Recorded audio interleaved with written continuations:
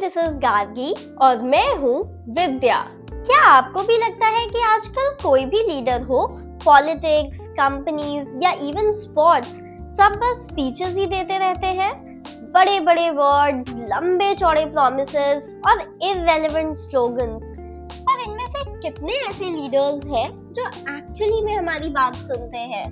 क्या लीडरशिप का असली मतलब सिर्फ लाउड स्पीकिंग है? अगर आपके मन में भी ऐसे ही सवाल उठ रहे हैं तो इस वीडियो को एंड तक जरूर देखिए, क्योंकि आज हम बात करेंगे लीडरशिप की सबसे इम्पोर्टेंट क्वालिटी की। बट हाँ, उससे पहले हमारे चैनल वेदांतिका को जरूर सब्सक्राइब कीजिए और अगर आपको आज का वीडियो पसंद आए तो इसे लाइक करें और शेयर करें उन लोगों के साथ जो एक अच्छा लीडर बनना चाहते हैं।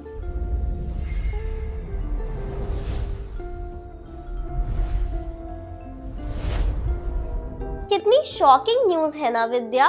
एक Gandhian activist, multiple awards winner, scientist, educator और इनोवेटर सोनम वांगचुक जी को अरेस्ट कर लिया गया।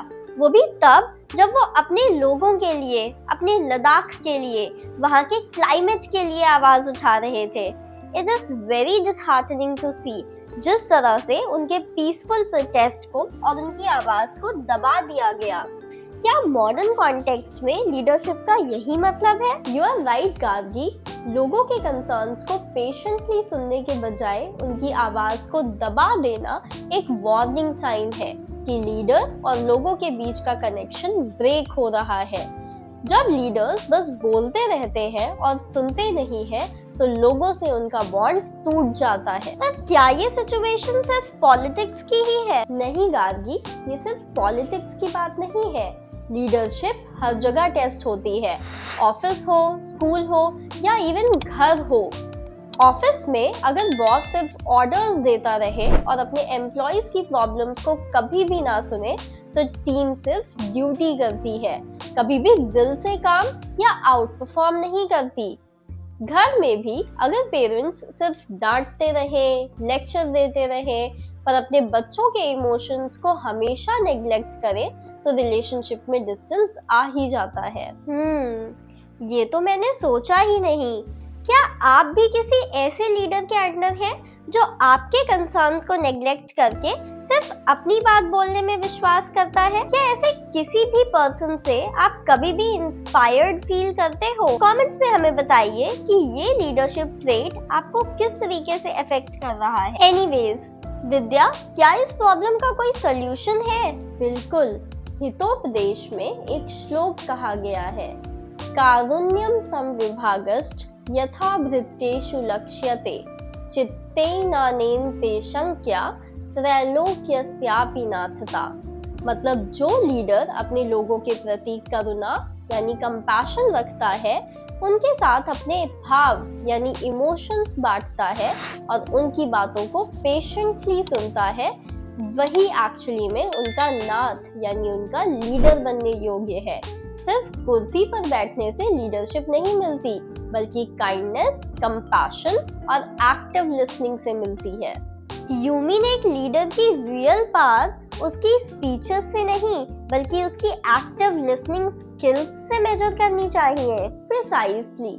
जब एक लीडर सिंसियरली सुनता है तो वो सिर्फ शब्द नहीं सुनता, बल्कि उन शब्दों के पीछे छुपा हुआ पेन, नीड्स, होप्स और सच्चाई को समझता है।